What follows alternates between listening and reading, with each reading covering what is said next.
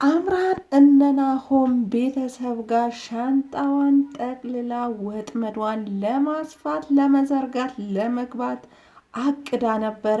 ግን ለጊዜውም ቢሆን ከሽፎባታል። ሰላም ጤና ስጥልኝ ውድ የዚህ ቻናል ተከታታዮች እንዴት ናችሁ? እንኳን ወደዚህ ቻናል በሰላም መጣችሁ እያልኩኝ ዛሬ በኑሃሚ ድራማ ተገናኝተናል ማለት ነው። ኑሃሚን ድራማ በባለፈው ክፍል አምራን ናሆም ቢሮ ስትሄድ ዳግም ከአባቱ ጋር ሲጨቃጨቅ አባቱም ወይዘሮ ዝናሽ እንደናፈቀችው እናም የእሷ ፍቅር እንዳልወጣለት አሁንም እያፈቀራት እንደሆነ ሲነግረው እሱም በጣም ተናዶ ለአባቱ ባለትዳር የሆነች የተከበረ ሰው ያገባች ሴትዮ ባሏን ታውቀዋለህ? እንዴት አሁንም ፍቅሯን አልወጣልኝም ትላለህ? እናም እንኳን አንተ አይደለህም እኔ እንኳን ልጇ መሆኑን ለማንም መናገር አልቻለችም። እኔም የመናገሩን ሀሳብ ትቼዋለሁ ብሎ ሲያወራ በስልክ ሰምታው ነበረና ወደ ቤትም ሄዳ እንግዲህ ወይዘሮ ዝናሽ ሚስጥርሽን አወጣለሁ ካልሆነ ግን መራትነቴን ተቀበይኝ ብላ ነበረ። እንግዲህ በዛሬ ክፍልም ካልሆነ ሚስጥርሽን ላቶ ሌኩን እነግረዋለሁ፣ ግን አንቺም በተቃራኒው ካንቺ አንድ ነገር ፈልጋለሁ። እኔ የናሆም ሚስት ሆኜ እዚህ ቤት እንድገባ መፍቀድ አለብሽ። ናሆምንም እና ባልሽም ማሳመን አለብሽ። አሁን እሄዳለሁ፣ ግን መልሽ እደውልልሻለሁ እና መስማማት አለብሽ ብላ ስትላት ይህን ሚስጥር ማን የነገረሽ ኑሃሚን ናት ወይ ብላ ስትጠይቃት እንግዲህ አምራን ኑሃሚንን አጥብቃ ትጠላታለች። ምክንያቱም አቶ ሌኩን ናሆም ከኑሃሚን ጋር እንዲጋባ ይፈልጋል። የአቶ ተሰማና የአቶ ሌኩን ጓደኝነት በዝምድና በጋብቻ ማዛመድ ይፈልጋልና እና እሷን እንዲያገባ አይፈልግም። አንድም እሷ ውሸታም እንደሆነች ለናሆምም ልትሆነው ማለት ሚስት ልትሆን እንደማትችል ከሌላ ሰው ጋር እያሳለፈች እንደነበረች ታሪኳ ያውቃልና እሷን ባያገባ ይመርጣል። እናም እሷ ኑሃሚ አጠገቡ ከሆነች ይቀራረባሉ፣ ይወዳታል፣ ሊወዳት ይችላል። እናም በመቀራረብ ፍቅር ሊፈጠር ይችላል ብላ ስለምትፈራ ሌላም ደግሞ ኤርሚያስን በጣም ታፈቅረው ነበረ እና ኤርሚያስ የተዋት ለኑሃሚን ብሎ ኑሃሚንን አፈቅራታለሁ ብሎ ስለተዋት ያ ነገር አቂማባት ኑሃሚንን አጥብቃ ትጠላታለች። አካባቢዋ ላይ ባታያት እናም እሷ ማጥቃት የምታጠቃበትን መረብ ሁሌ እንደጣለች ነው። ናሆምንም በተደጋጋሚ ነገሮች ሁላ ኑሃሚን ነግራህ ነው፣ ኑሃሚን እንዲያደርጋ ነው፣ እሷ እንዲባትልህ ምናምን እያለች እንግዲህ እሱ የሚነቃ ሰው ስላልሆነ በእሷ ፍቅር የታወረ ሰው ስለሆነ ነው እንጂ ነገሮቿ ሁላ ከእሷ ጋር እንደምታገናኝ እና እሷ በሌለችበት የእሷ ስም እንደምታነሳ መንቃት ነበረበት። እስካሁንም ግን እሱ እንደፈረስ እሷ በነዳችው መንገድ ብቻ ነውና የሚሄደው። እውነታውን ነግረውትም ሄዶ እሷ አልቅሳ አዛዝና ደግሞም የሆነ ነገር ብላ ሀሳቡን ትቀይርበታለች። ከዚህ በፊት እንግዲህ ከኤርሚያስ ጋር ነፍስ አጥፍተሃል እና አደውልልኝ ብላ ስታወራ ዳግም ሰምቷት ዳግምም ለወንድሙን ለናሆም ነግሮት ናሆም ተበሳጭቶ ሲሄድ እንግዲህ ዳግም ሌላ ነገር ጠይቆኝ እምቢ ስላልኩት ነው እንደዛ ያለክ እና እራት የጠራችሁኝ ቀን ሲተናኮለኝ ሲተኩስ ይጎመትለኝ ነበረ።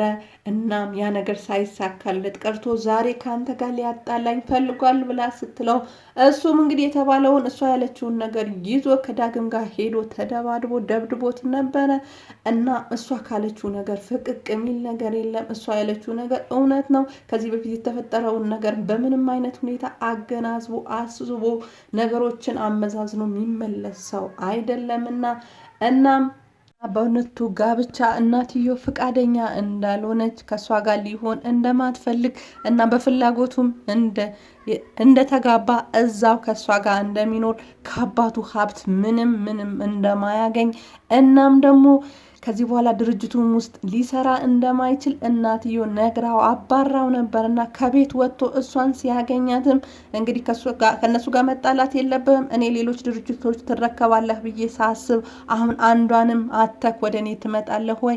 አሁን አብረን ስንኖር ብዙ ነገር ያስፈልገናል፣ ልጅ አለ ምናምን ብላ እንግዲህ ሸውዳው ሀሳቡን ለማስቀየር ብትሞክርም እሱ በምንም አይነት ሁኔታ ሊቀበላት እንደማይችል ቤተሰቦቹም እንግዲህ ሀብት የእነሱን ሀብት ተመርኩዘሽ አንቺ ወደ እኔ እንደምትመጪ ነው የሚያውቁት፣ እኔ ደግሞ ሰርቼ እንደማኖርሽ ማሳየት አለብኝ ብሎ ቢላትም እሷ አላማው እሱ አይደለምና ፍቅር ብላ አይደለም ወደ እሱ የተጠጋችው ሀብቱ ፈልጋ ነው እና ለማሳመን እየጣረች ነበረ።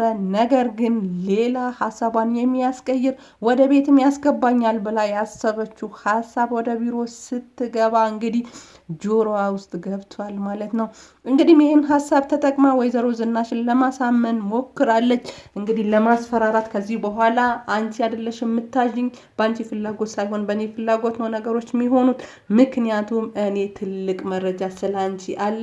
አሁን አቶ ካሌብም ናሆምንም አሳምነሽ እኔ ወደ እናንተ ቤት እንድገባ እራት ጋብዘሽ መጥራት አለብሽ፣ እነሱንም ማሳመን አለብሽ ብላ ስትላት እንግዲህ ወይዘሮ ዝናሽ ጊዜ ስጭኝ፣ ቢያንስ የሆነ ትንሽዬ ፕሮግራም አዘጋጅቼ ልጥራችሁ፣ እንደዚህማ አይሆንም፣ ሁለቱም ይጠረጥራሉ፣ እንዴትስ ትላንትና እምቢ ብዬ ዛሬ ሀሳቤ ስቀይር ለምን መባሉ አይቀርም ብላ ስትላት አይ ላንቺ ጊዜ መስጠት፣ ሌላ ተንኮል ምትሰሪበት ተንኮል የምታስቢበት ጊዜ መስጠት ማለት ነው። ያ ነገር ደግሞ አልፈልግም፣ አሁኑኑ ዛሬውኑ እንድታደርጊው እፈልጋለሁ ብላ ስትል እንግዲህ በጣም ተበሳጭታ ነበረ።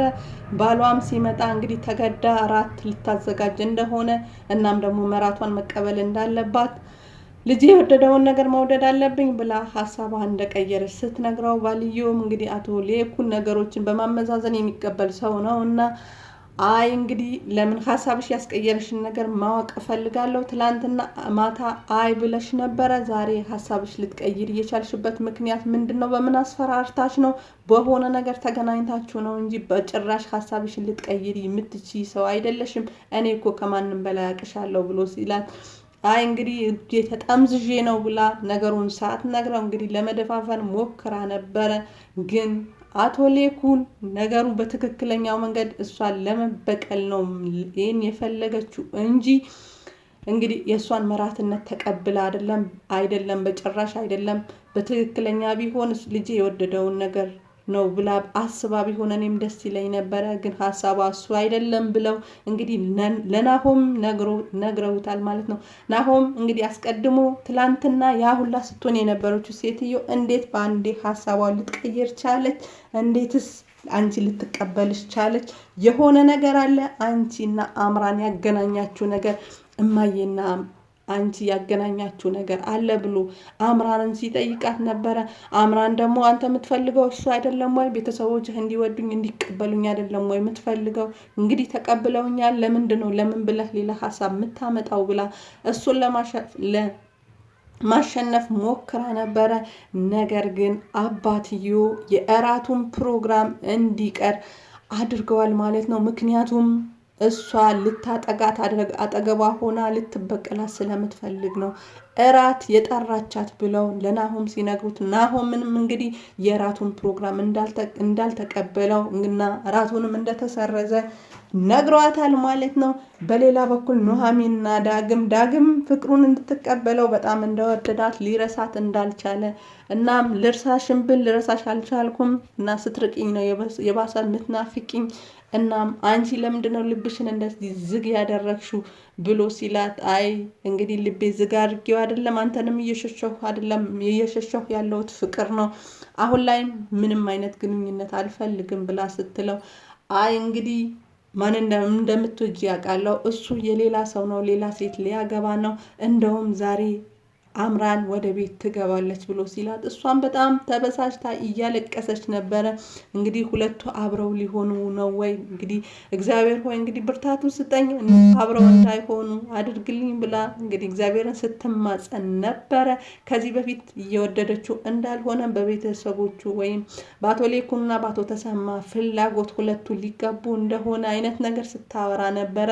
ግን ውስጧ ይፈልገዋል፣ ትወደዋለች ማለት ነው። እንግዲህ ዛሬ ነው ነገር እሷም እንግዲህ ከአምራን ጋር በመሆኑ የበልጥ በመቀራረባቸው እናትየውም የነሱ ግንኙነት ተቀበለች ሲላት እንግዲህ አምናለች ማለት ነው። እንግዲህ እያለቀሰች ነበረ። እራትም ተጠርታ ነበረ። ምክንያቱም አምራን ኑሐሚንን ስታይ እናትየው ትበሳጫለች ብላ አስባ ስለነበረ ኑሐሚን ግን የራት ግብዣው አልተቀበለችም ነበረ። እናም እንግዲህ የራቱን ፕሮግራም ተሰርዟል ማለት ነው። የአምራን ወጥመድ ለጊዜውም ቢሆን በባሏና በአማቿ በአቶ ሌኩን ምክንያት እንግዲህ ተሰርዟል ማለት ነው። አቶ ተሰማ እንግዲህ ሊታከም ወደ ውጪ ሄደዋል ማለት ነው። በቀጣዩ ክፍል እንግዲህ አምራን ምን አይነት ወጥመድ ትዘረጋ ይሆን አብረን የምናይ ይሆናል። አብራችሁኝ ስለነበራችሁ ከልብ አመሰግናለሁ። መልካም ጊዜ መልካም ቆይታ ተመኘው። ባባይ